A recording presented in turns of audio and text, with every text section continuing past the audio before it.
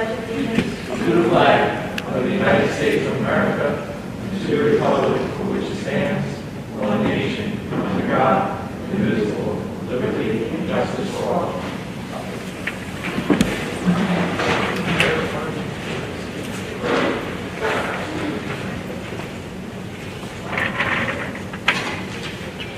This meeting has been posted and announced in accordance with Chapter 231 PL 1975. Mr. Palladino, will you please call the roll? Absolutely. Trustee Barrera. Here.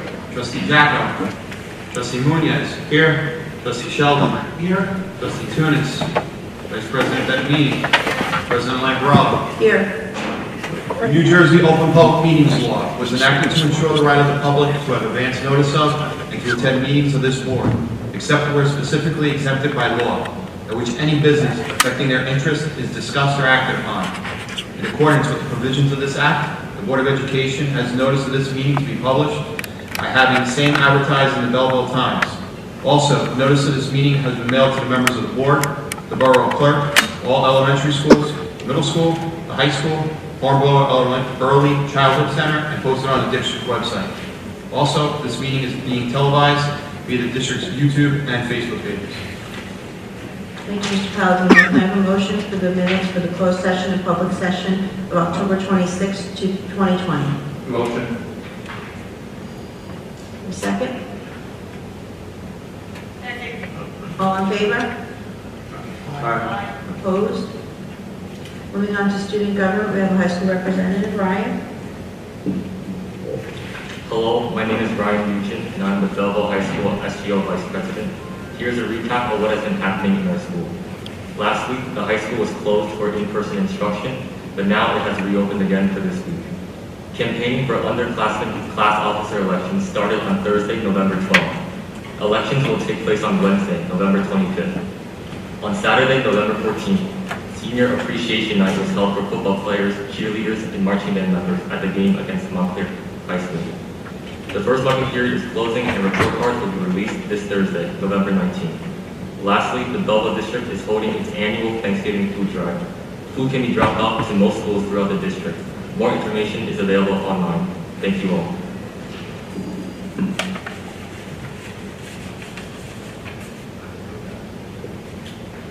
Thank you, Ryan. Moving on to items to be presented by administration. We'll start with Dr. Conco. Thank you, Madam President. Good evening, everyone. People online, welcome tonight. I want to thank you all for coming out this evening. We have an interesting agenda this evening with some business on there, but there are some announcements that I'd like to make before we start, which are very important with regard to school and obviously COVID and what's happening. So I think it's important that we all understand this is a real issue. And since September, when we've been monitoring this very closely, working day and night on the weekends, on breaks, whatever it was, our nurses, administration, teachers, our staff members, everyone's been doing just a phenomenal job. But I really need to say that again. I've said it so far every meeting, but I think it's really important that we take some pause and take a second to understand all the time and effort that is going in to try to create some sense of normalcy for this community. And I don't mean so much the community of Belleville, but I mean more the community that we represent, which are the students. And I think it's even more important as parents to recognize what our children are going through all this. This is a very uneasy time. It's a very scary time, and I think it's very easy for us to miss that at home, including myself as a parent. And I think Belleville, and I only want to speak about Belleville because that's all I really care about right now, Belleville parents, Belleville faculty, staff, administration have done just an incredible job trying to create some sense of normalcy here. Have we agreed all the time? No. Have we gone back and forth a little bit? Have we been answering more questions than usual? Have we opened up some dialogue a little bit more with parents and meeting different people in the community, health officers that we've never met before? These are things that come about with adversity. The pandemic is an adverse thing to us. So this community and this school district, this board, our students, our staff, just an incredible job to get us to this point today.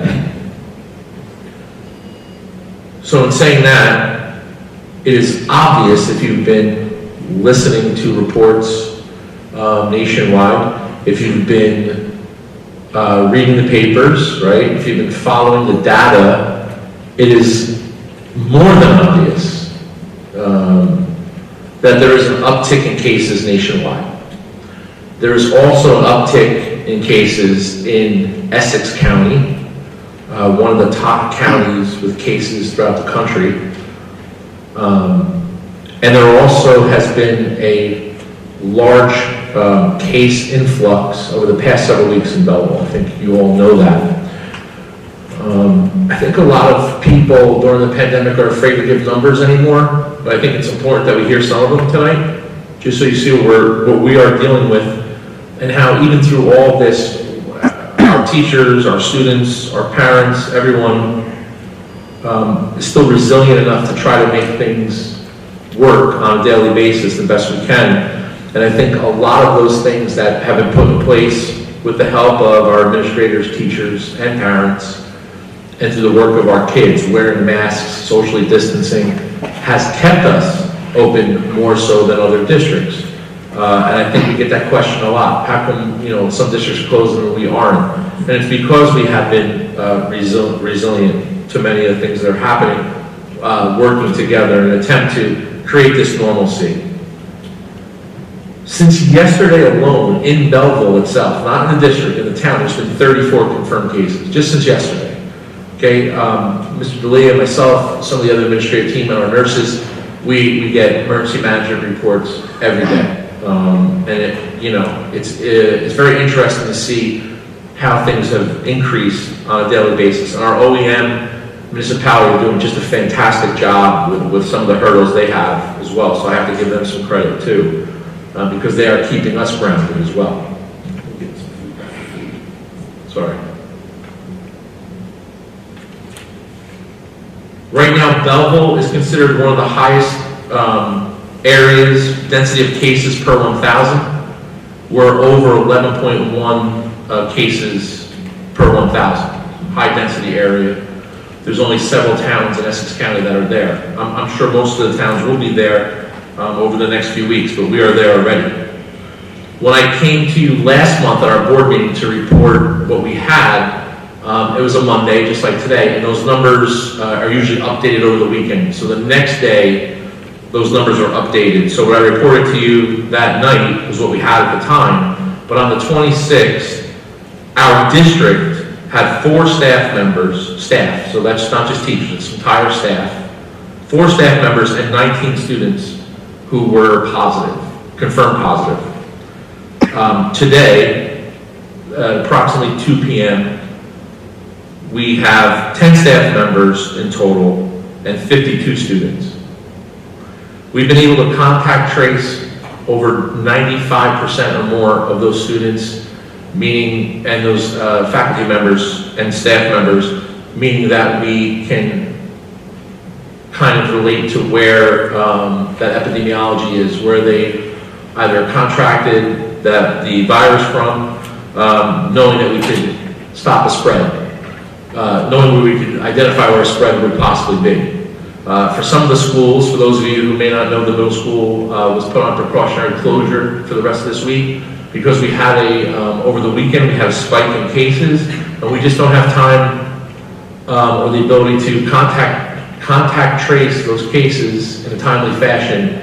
So in order to make sure everyone is safe, we do a precautionary closure. And we've done this at School 7. We've done this at the high school, as our young representative said a few minutes ago. We will continue to do this as we need to.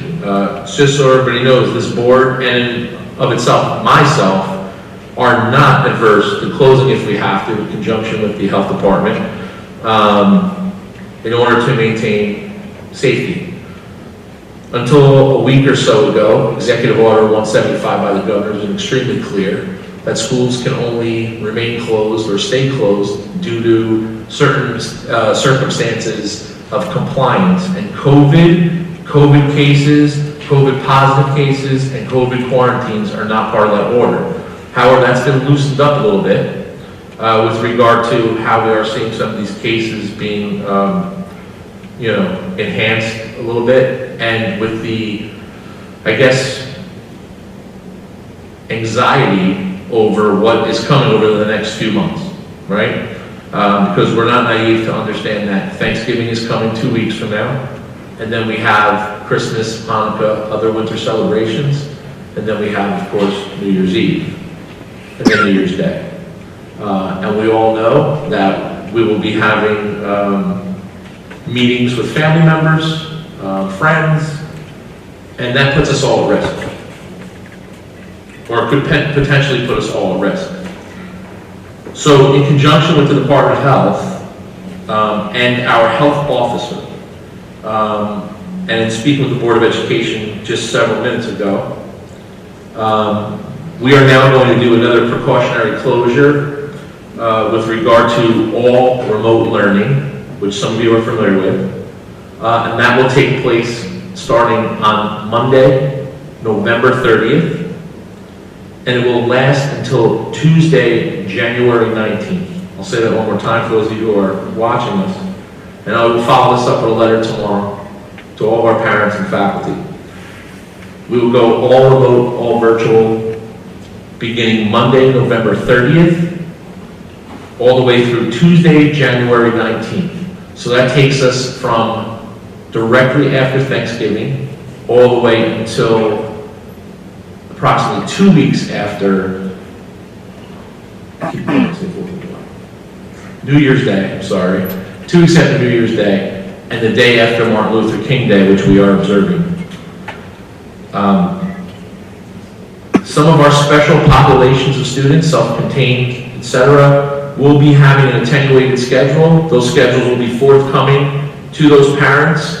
Those students will still be going remote on certain days, and we will be monitoring those students for symptoms, and if those parents and students have traveled out of state, etc.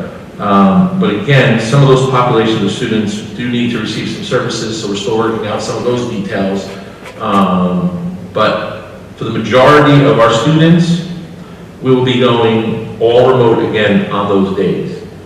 This is not an easy decision. I know that for some families it is going to be a tough road to bear with regard to making some things work. We're trying to give you enough time to help your schedule.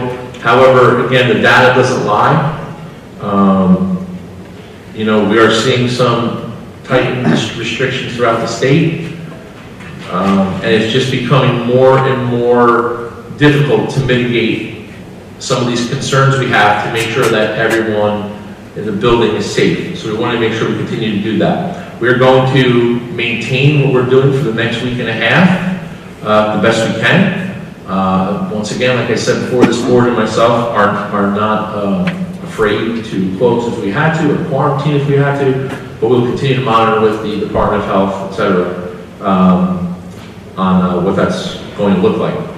During that time, we'll be remote instruction. Meals will be served, most likely in the same exact fashion that we had when we were closed last March, but we'll have more information coming out to you. And the Champions Care Program will still be running.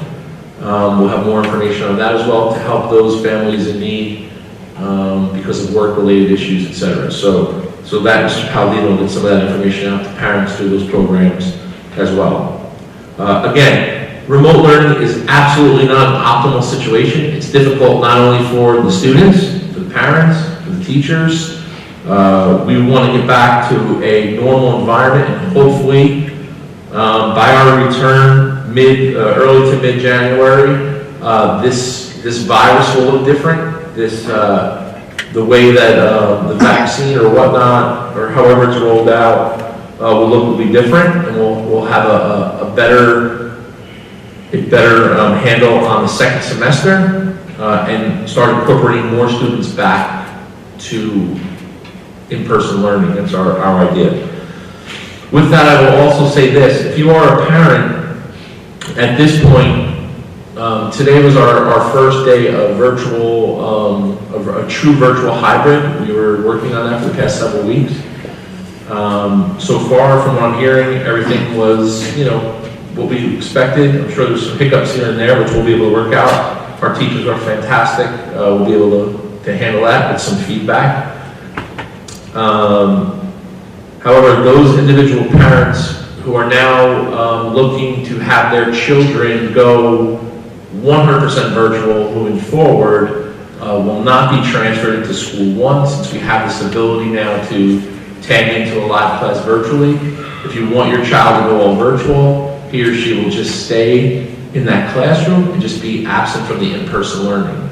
All right, so by us now including that virtual environment, we made it a little easier for students to stay home if a parent expects that or wants that, okay? So that's just something different as well that we haven't really announced yet, but that's something moving forward too after the start of today. So if that is something that you're, I think some parents were a little nervous with regard to some of the uptick in cases, which I understand. Maybe knowing now that next week will be the last week we're here for a while we hope things settle down. Maybe that gives people a little bit of encouragement. And then finally, with all that, outside activities, etc., are not affected by some of these inside rules. So, although the new sports season will be governed by the NJSIAA, different activities, etc., celebrations, we are still going to go on with as scheduled. Just please, again, we're going to keep you updated. Just start looking for some information. We're not going to keep you out there uninformed. We're going to get as much information as we can out as possible. All right. So again, not optimal, but that is our decision based on data, based on what some of the county officers are saying, and obviously from the direction of the Department of Health. I also added very late for the board's edification. Again, my apologies. On the amended agenda, it's resolution 9.14. We had an issue with one school getting some grades late. This is the self-assessment for HIB. This self-assessment Mr. Palladino will have it posted tomorrow on our website somewhere. However, as I always do, I'm going to read out the scores. What this is our HIB coordinators, our principals sit down in committee and they do a self-assessment. So this isn't the actual grade, it's a self-assessment that has to be reported every year before December 1st. So it's on the agenda tonight. It's out of a possible 78 points. And basically what it is, it talks about preventative measures, whether the schools do with regard to programs, etc. Obviously last year, this is for the 2019-2020 school year. Obviously last year was a little difficult because half the year really didn't exist much. However, we still did deal with a little bit more with cyberbullying issues. And then we also had some social justice issues, as I'm sure you're familiar with, towards the end of the school year. So we had to incorporate that into some of the harassment, intimidation, and bullying avenues as well. So just to report those scores, out of a 78 possible score, School 3 scored a 77, School 4 scored a 78, School 5 scored a 75, School 7 scored a 77, School 8 scored 78, School 9 scored 76, School 10 scored 76, the middle school scored 77, and the high school scored 75. Hornblower Elementary did not exist at the time, so there's no score. So again, that I'm hoping the board certifies that tonight as it's resolution 9.14, and we will post it for everyone, the actual report tomorrow. And I believe that's all I have right now. Again, I just want to state one more time, everybody has been just doing a phenomenal job. Even when we consider checks and balances on each other, and, you know, these are very tumultuous times. I can't, and I know in the beginning with our nurses, you know, there's a lot of apprehension with some of the things that had to be done and different PPE, but I can't commend a group of individuals enough as our nurses, our nursing staff, how they've gone above and beyond. And I hope they're watching tonight, and I do promise that once we get back to normal, we will commend them publicly at a meeting. But just a phenomenal job, everybody, to get us to this point. And the next time we meet as a board, we'll be in a remote environment, so I won't be able to say it then. But since our first day in September, when we came in, just the pride that our teachers and our students have had in this place really makes me proud to be here and to be the leader of such an incredible district. So I want to thank everybody again. Please, any questions about this announcement, as I'm sure it's spreading through wildfire right now on all the social media, please either contact your building principal or me directly, and we'll get you some answers and progress. Thank you. Thank you, Dr. Tomko. Regular report from the state monitor, Mr. Egan, that's going to be done by Matt. Good evening, everybody. So, Mr. Egan apologizes for not being present tonight, but he is watching on YouTube. So a couple of things he wanted me to point out to everybody. First and foremost, the auditors are working on the audit. The completion date for the audit is to be determined due to the coronavirus, but as soon as he and I know the results, we will present it to the public. Second, as always, he and I continue to monitor the district finances. We remain in good shape fiscally, and we'll both proceed to oversee the finances as the year progresses, and we'll keep you guys posted. And then last but not least, he's reviewing the expansion of the district for preschool and all other areas, and he's totally in favor of what the administration is doing. He wishes everybody happy Thanksgiving. Thank you, Matt. Moving on to remarks by citizens, can I have a motion to open for public participation? Motion. All in favor? Aye. Remarks regarding agenda items that are relevant to the educational system.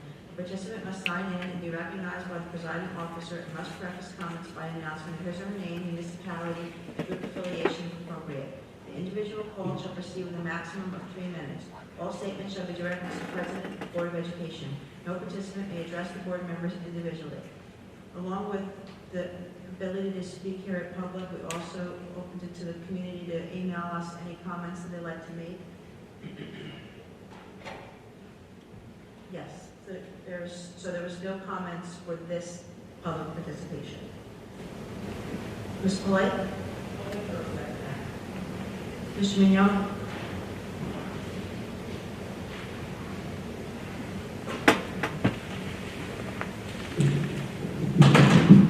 Good evening.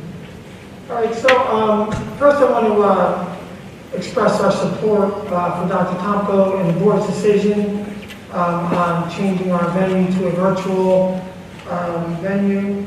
I just want to say one thing just to make it clear to the community. As president of the Federal Education Association, our message has been clear from the start.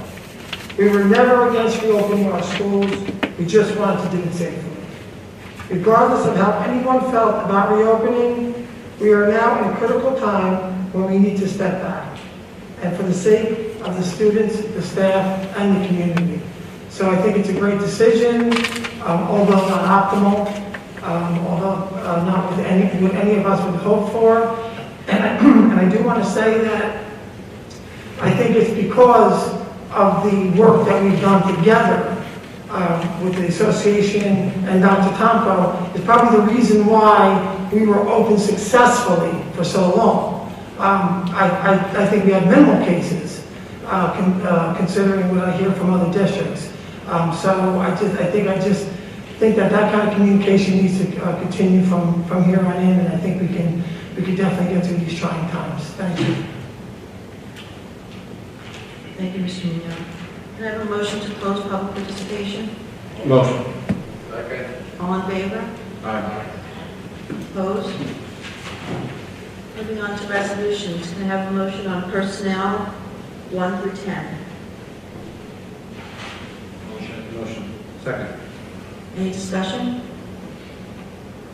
Hearing none, Mr. Palladino? Trustee Barrera. Yes. Trustee Munoz. Yes. Trustee Sheldon. Yes. Vice President Benamini. Yes. President Lanfrell. Yes. We have nothing under curriculum and instruction. Moving on to board action, board policy. Can I have a motion on board action, board policy 1 through 14? Motion. Any discussion? Hearing none, Mr. Palladino? Trustee Barrera. Yes. Trustee Munoz. Yes. Trustee Sheldon. Yes. Vice President Benamini. Yes. President Lanfrell. Yes. Purchasing and business services. Can I have a motion on 1 and 2? All motion. Second. Any discussion? Hearing none, Mr. Palladino? Trustee Barrera. Yes. Trustee Munoz. Yes. Trustee Sheldon. Yes. Vice President Benamini. Yes. President Lanfrell. Yes. On finance, can I have a motion on 1 through 6? Motion. Any discussion? Hearing none, Mr. Palladino? Trustee Barrera. Yes. Trustee Munoz. Yes. Trustee Sheldon. Yes. Vice President Benamini. Yes. President Lanfrell. Yes.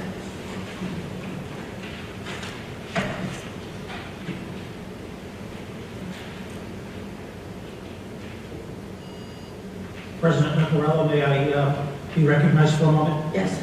Thank you. Before we open up the meeting for remarks by citizens, I would like to introduce a resolution to be considered by the board, and I believe the protocol is that I should now read this resolution. Mr. Sheldon, you would just make a motion and read the motion, and then see if the board, any board members would like to second your motion. Well, I'd like to make the motion then to read the resolution into tonight's meeting. Okay, we have a motion on the table. Do I have a second? Second. He's got to read the motion first. He's going to read the motion first. Oh, he's going to read He's the going to read the motion, Read the motion first, okay? and then Ms. Benamidi, if she'd like to second it, she can after it's been read. Thank you. It's a little dark in this part of the stage, so if you just bear with me for a moment, we need to introduce some light. Okay.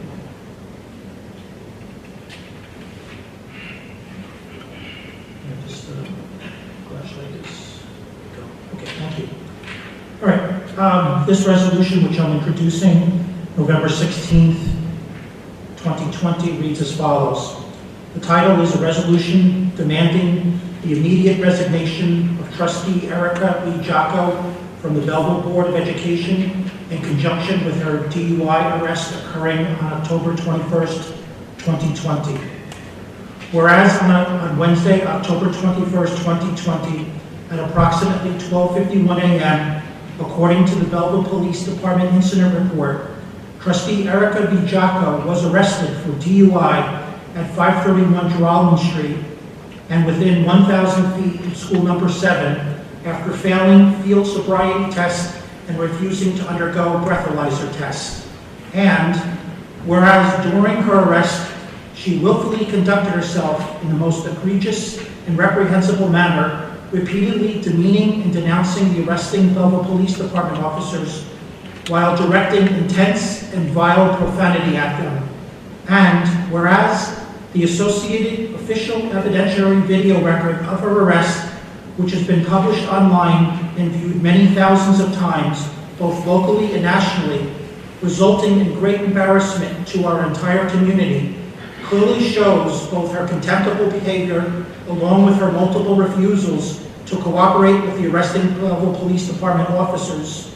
And whereas the same video evidence clearly shows the arresting Belleville Police Department officers conducted themselves with the utmost level of professionalism and respect for Trustee Jocko, with said officers necessarily repeatedly warning her she could face criminal charges for her multiple efforts to resist arrest. And whereas the same video record clearly shows her repeatedly demanding that the arresting officers call a sitting councilman to intervene on her behalf in what would thereby constitute interference with a valid legal police action, potentially compromising said official in a felonious act of becoming an accessory after the fact. And whereas Trustee Jocko has repeatedly informed both fellow board members and community members that she, quote, knows the law, unquote, owing to her degree in criminal justice, and therefore ignorance of the law is absolutely no excuse in her case. Now, therefore, be it resolved that this special action admonishing the arrest for DUI, or SAG, represents the unified position of the Belleville Board of Education trustees to unequivocally denounce and rebuke Trustee Jocko's actions and behavior occurring on October 21st, 2020 in conjunction with her DUI arrest. While we recognize and respect the presumption of innocence until proven guilty, pending her appearance next month in the Verona Municipal Court, her completely reprehensible behavior is so antithetical to the exemplary conduct demanded of elected officials, especially Board of Education trustees, that we in turn are now compelled to demand her immediate resignation from this board in order to protect and preserve its integrity and that of the entire Belleville community.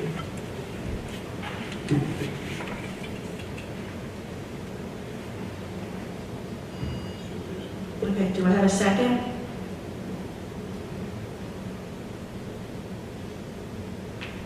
Hearing none, that means the motion dies on the table. The motion dies for a lack of a second.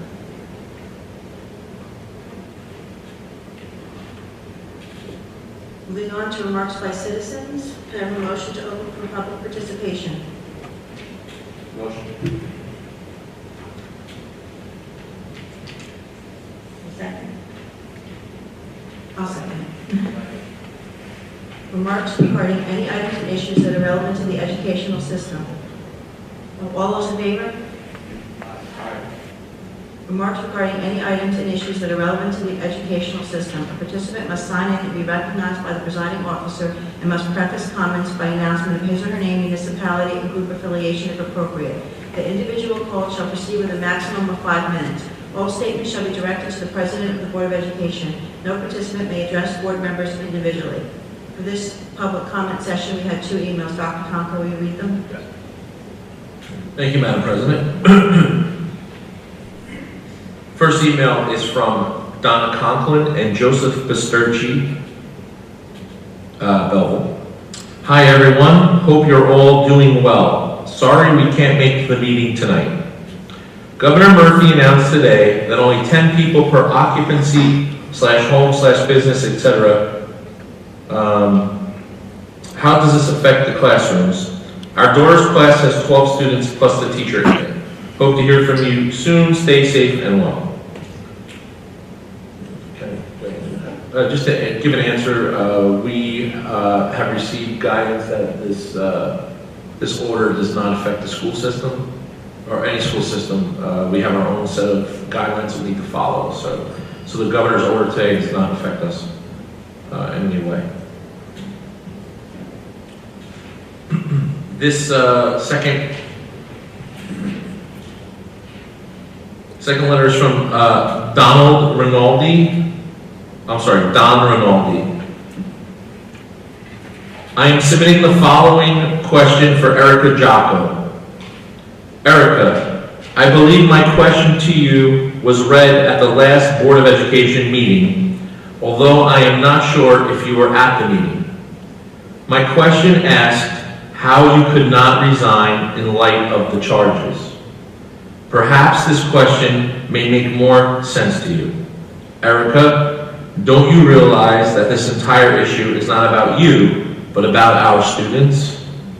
You have not been convicted, and you certainly have a presumption of innocence at this point, although the video I watched seemed pretty clear. But just by putting yourself behind the wheel of your car so late at night, after drinking, across from a grammar school in your school district, and then arguing with police officers as you did, don't you see how all this sets a very bad example for our students? You are in a position of public trust, and we trust you with the education of our children. Your actions demonstrate a very poor standard of conduct, which is not what I think we want our students to demonstrate. But how can they help but demonstrate poor judgment in their lives when a sitting member of the Board of Education does the same? Your position demands more of you than is demanded from an ordinary citizen of Belleville. Your oath of office requires more of you. Please do what is best for our students and the orderly operation of our school district. And for the record, I did vote for you first time around. Don Rinaldi. Madam President, Yes. can I just make a point clear to the board members? I mean, just want to share this with you all. This is just on the edge of whether this is shared typically in closed session or in open, but I want to just talk to you about your role as it relates to your fellow board members' private roles. This is not, this is not like the show Survivor, where you're able to vote each other off the island. There are very specific statutory mechanisms for being able to, for removal of a board member. Board members are in this role not because you serve, as each other's watchers, but you're in this position to serve the public. The public elects you to your positions, and you are then responsible for serving them. There are rules of ethics, which you all know very well because you're all required, you go over these things all the time, but you're also required to take this governance class in your first years as board members. And your behaviors as board members, whether they're public or private behaviors, are governed by the School Ethics Commission, and governed by the School Ethics Act and the Code of School Ethics for board members. And so if there's an issue with a particular board member's conduct, there's a mechanism for dealing with that, and it's not you acting against each other. That's number one. Number two, there's only one time when board members are removed by fellow board members, and that's when a board member has missed a meeting, or I should say, she has missed 3 meetings in a row, and then only then you may remove a board member. In that case, you can vote them off the island, if you will, but only after you've shown good cause, right? So if somebody has a good reason as to why they haven't been here, then you really wouldn't be able to do that. So that's the second point. And the third point, while you may request that a board member resign, as you may request anything, you certainly can't replace the actions of the School Ethics Commission. There was a case out of Roxbury years ago involving a board member where, the board acted against that board member and took action against that board member to reprimand that board member. And the School Ethics Commission said, I should say that the School Ethics Commission, but the state said you can't do that. And the reason they can't do that is because you can't do something that the School Ethics Commission is charged with doing. So you're all, as we sit here today in front of your public, we are creatures of statute. We can only do what the law provides that we can do. So I just want you all to be clear as to what your roles are. You are here to govern, to make policy, to address and create and monitor a school budget, but your roles are relatively limited as it relates to your own individual conduct as board members. And so again, appreciate, there's some concern here and what your role is individually as board members. I know you're all coming to this with different perspectives, but your personal perspectives as to what occurred off this dais matter little. Other than the matters that are before you that are within your role and roles as board members. And if any of you have questions, I'm available Obviously, they'll stay at home as more than I normally do it after the meeting, and I'm happy to answer any questions about this. Thank you. Thank you, Jonathan. Mr. Light?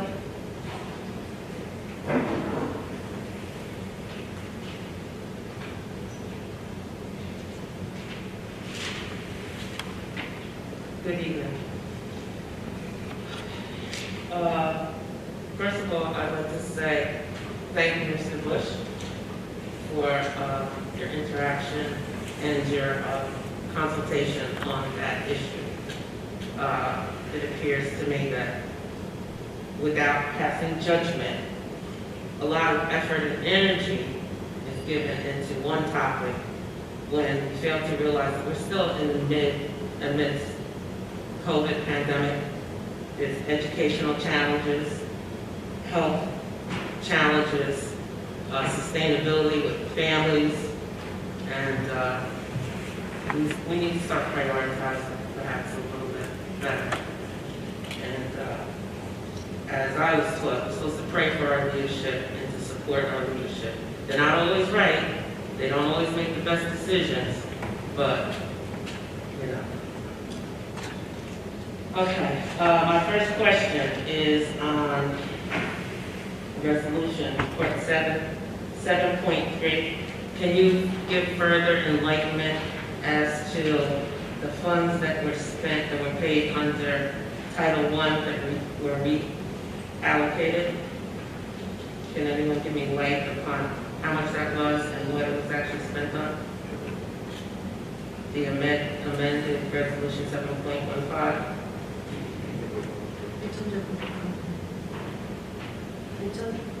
It's under public content on the, online, if you go on the board doc. Okay, can you just for benefit of the laymen that are not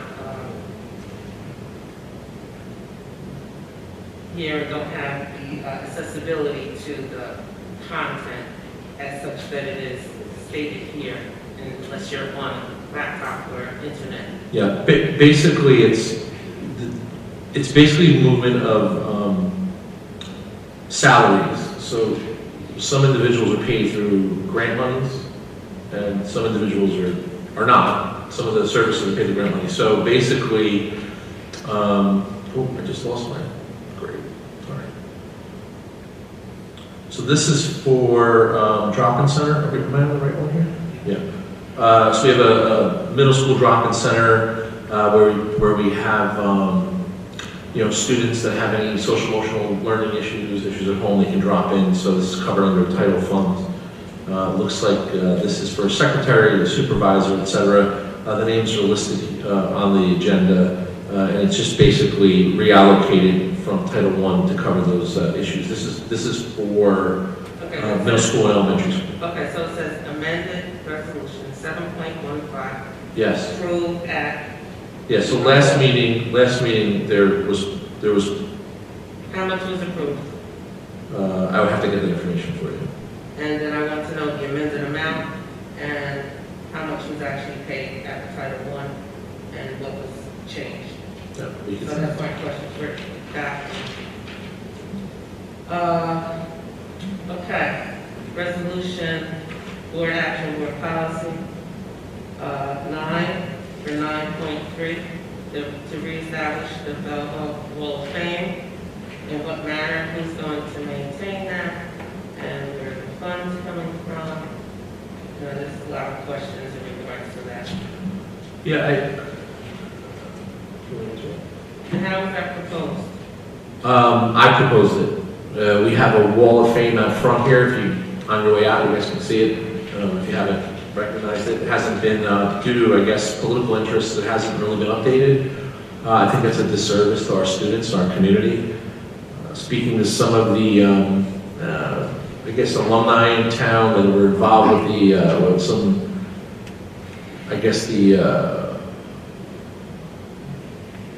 putting it together when it first came about, trying to find some bylaws, etc. Some neighboring towns had some discussions over the past 3 or 4 months regarding this. So now I'm asking the board to basically take it over through my guidance. I don't see it getting anywhere near how the last Wall of Fame was. The same way that we try to revitalize the Hall of Fame, and unfortunately COVID hit, we could deal with most of it in-house.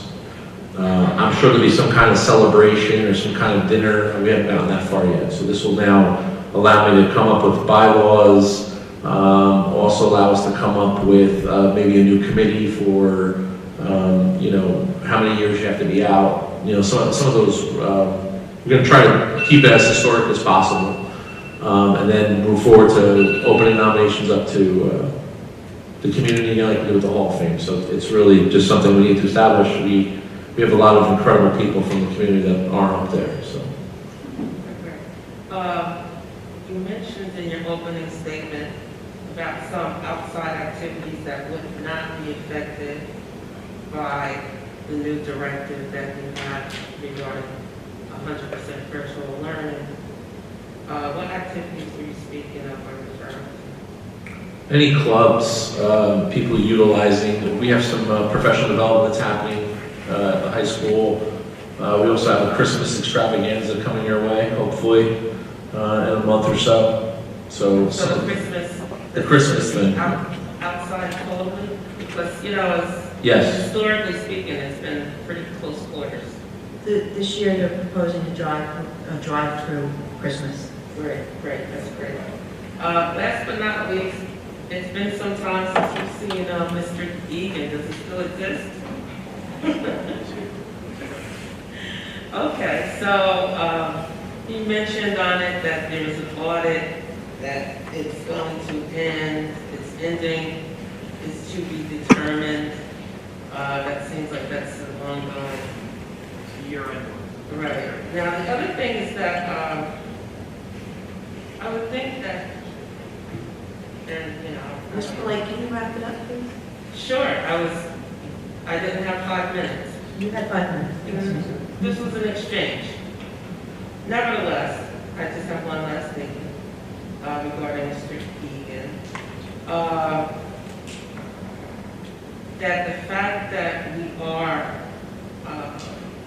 for the most part, remote and an audit, I would assume that it should not be more difficult or as difficult as some of the other normal day-to-day business dealings.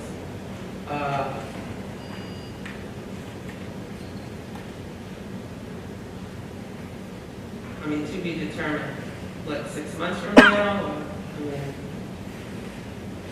I think it's a normal process of the audits. Audits take a little while. I think we've been pretty regular with those coming out, either December, January, done by independent auditing firms. So it's just, nothing's really, Matt and I are in the board office, nothing's really changed there for us. We have split shifts. We have, individuals, we make sure we socially distance the best we can, but it's business as usual. So, we've had auditors that, they've been in our offices. So. It's really status quo for us. Thank you. Mr. Moore?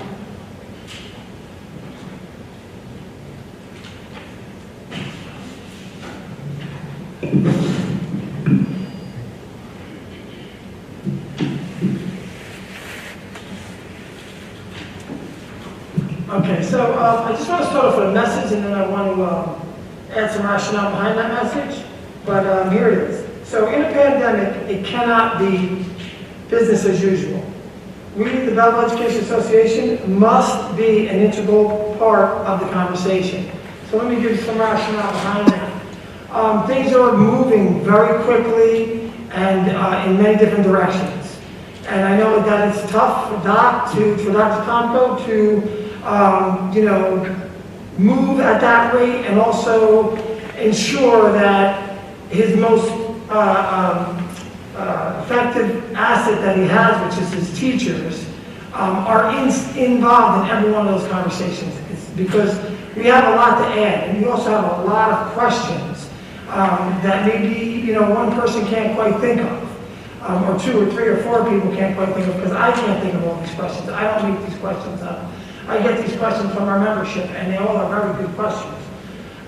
So I just want to, I can't express more deeply that we need to be integral part of this conversation. We don't need to just be added to the conversation as, hey, here, listen, this is what's happening, this is what we're doing, but we actually need to be that part that helps develop the plan.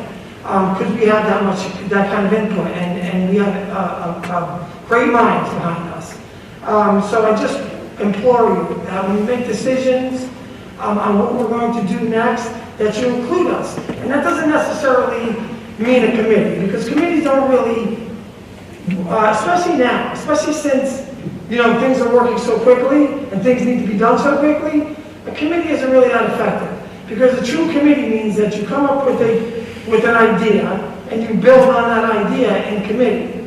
And everyone's given a responsibility, and everybody's given equal input, and then you derive something from that committee. That's not really how our committees work. Because things are moving so quickly, it's basically a plan's already developed, we're going to get into committee, we're going to present our plan, and then ask if there's anybody have any questions or anybody want to add anything to it, and then we move on from there. So it's really not a heck of a lot of input. And so, again, I can't stress it in any better manner, but to say that I really feel that it's to everybody's benefit that when we're making decisions that have to do with education, that the teachers, which is represented by the Teachers Association, that the leadership is involved in those conversations to the point where we can develop plans together. That together part is the most important thing. Because then we don't have to worry about picking up the pieces in the end, or you know, maybe coming out with a decent plan that could have been a better plan. Because we're seeing that all over. We're seeing that we're kind of changing things up a lot, and I think that started from the reopening and it moved right on until now. I really believe that things can be better planned if we can all do it together. And I think that together part of it is the most important thing of what I have to say here. And I know, Doc, that there's not a lot of time. I get it. But we're available. We're available for that time. We are a team. We're part of the team. I told you guys in the beginning that we were not looking to keep our schools closed. We were okay with reopening schools. We just really wanted it to be done safely first, because that's of the utmost importance when it comes to educating kids, right? That we do it safely. And second, we wanted it to be done in a manner where we didn't have to change it so many times. And again, we can't guarantee that, but at least we could come up with a joint plan together, and then from there maybe tweak it. I think that would be better served. All right, so again, that's all I have to say. I just hope moving forward, especially since we're going to be off for the next, not off, but we're not going to be in school, but we're going to be working virtually, that we have some more time to plan for when we come back to in-person, because we are going to come back to in-person. I believe that wholeheartedly. And we're going to get past this. But we need to have a really solid plan for what we're going to do when we get back. All right, thank you.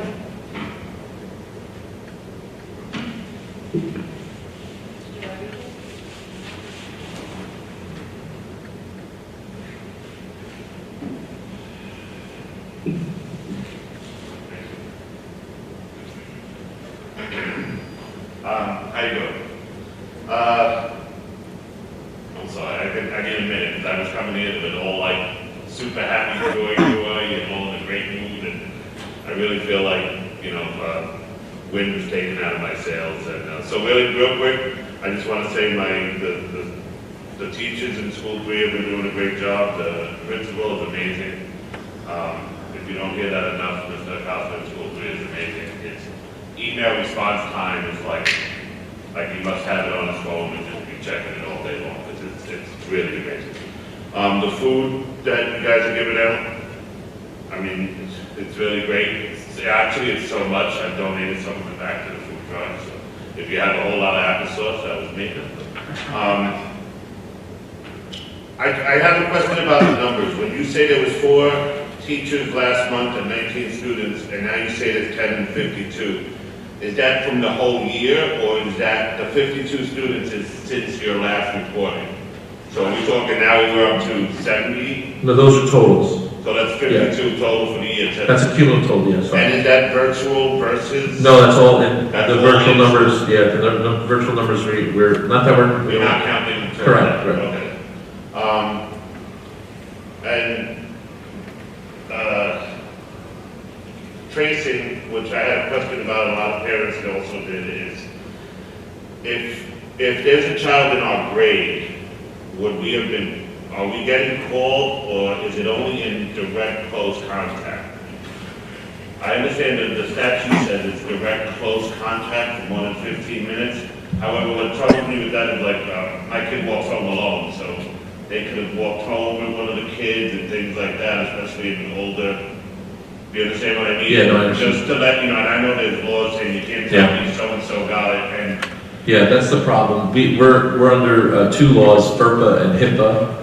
HIPAA is the health insurance law, and FERPA is federal education records. So we can't have anything that would identify a particular student. There are parents that are announcing this, which is their the prerogative. rumor mill goes to. Yeah, which is their prerogative. Unfortunately. No, I understand. So yeah, unfortunately, we can only announce students that are, in schools. That's what we've been doing. So if your child is affected somehow, our nurses or our principals or whomever's designated has been contacting those parents directly. So if you didn't get a call, that means that your child wasn't part of the contact trace. However, like you said, the unfortunate thing is if your child does walk home with someone, we wouldn't know that. Right. So that's an issue. That's where the contact tracing, I think, gets, Correct. outside So of you guys, it gets kind of cut off. you're absolutely right. So what we are hoping is our nurses and the Department of Health trying to do the best they can, trying to get as much information from those students that are affected as possible. And this is just two more things I have. Has there been a decision on grading? If we're going to go all virtual, are you going to grade? Is it going to be letter grades? Is it going to be pass fail like it was at the end of last year? Because with the all virtual, the feedback gets lost with the children. Yeah, that's a great question. That's something where right now I am hoping that we can keep things the same right now, but obviously we'll look into that because we know how you basically hit on the head. That does happen when we go virtual. Again, not optimal, not something that I wanted at all. We've been pushing, trying to stay open as long as we could. It's just we're kind of up against the wall right now, but that is something that will keep you in the loop.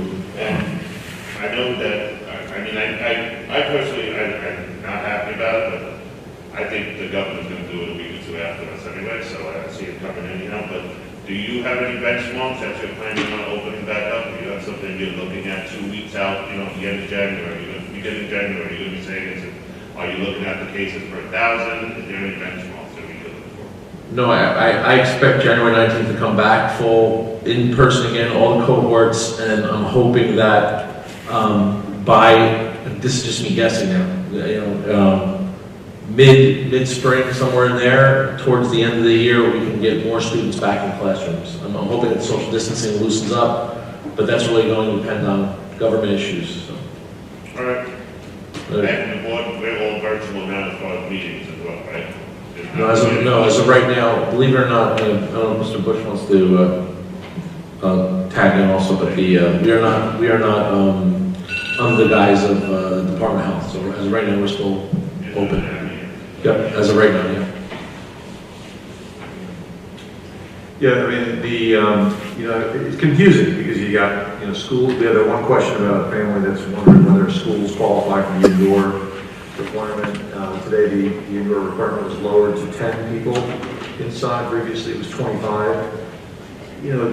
The exception that this falls within is the political activities exception under the executive order. And that hasn't been shifted. It's 25% of capacity up to 150. And so a room like this obviously has a lot of, right.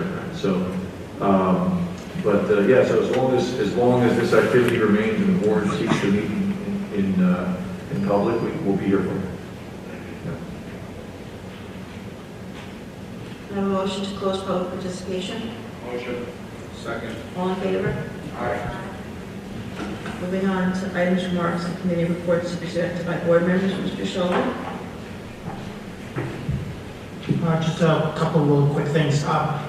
Even though we don't have too many folks in the audience tonight, Nelson usually likes to have a report of how many people were watching the live stream, and at one point we were almost at 130. I think it's very good. It was a good, this was our best, as far as I can recall, our best live stream audience to date. So a lot of people did manage to watch this meeting. The only other thing I wanted to ask of Dr. Tomko and Mr. Palladino, last week there was a legal notice published regarding an RFP for the solar panel PPA, and I had sent an email to ask a question about one particular statement in this legal notice, which is a cause for some concern. I didn't get any response back, so I'm hoping you can answer it tonight. Towards the end of this legal notice, it says that all proposals shall be evaluated by a selection committee who shall prepare a report evaluating the proposals and recommend an award. So, based on our experience with the referendum, all of that was open public bidding. It was the lowest bidder got the project. But what this seems to be indicating is that now this, with the solar panel project, it's going to become some select committee of the board or the BOE administration who will be deciding who gets the solar panel project.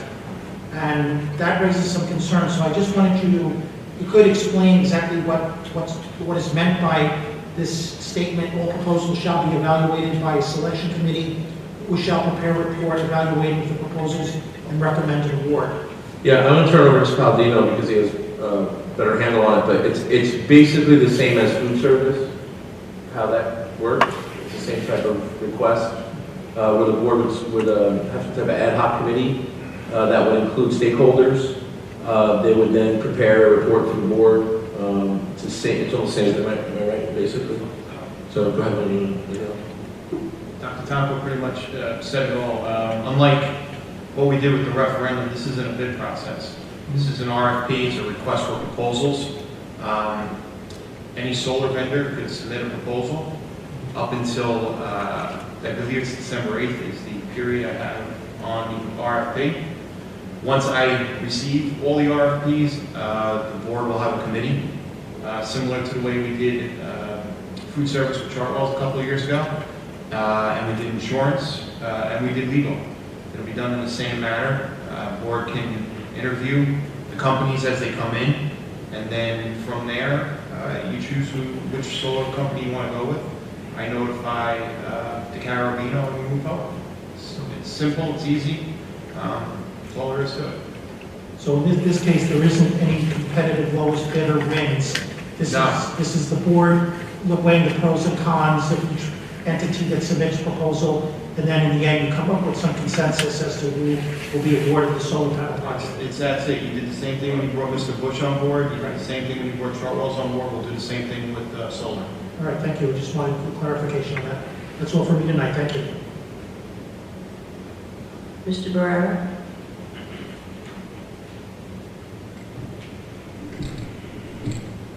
Good evening, everyone. I've got to say again that I'm very proud to hear the numbers are up in the being watched online.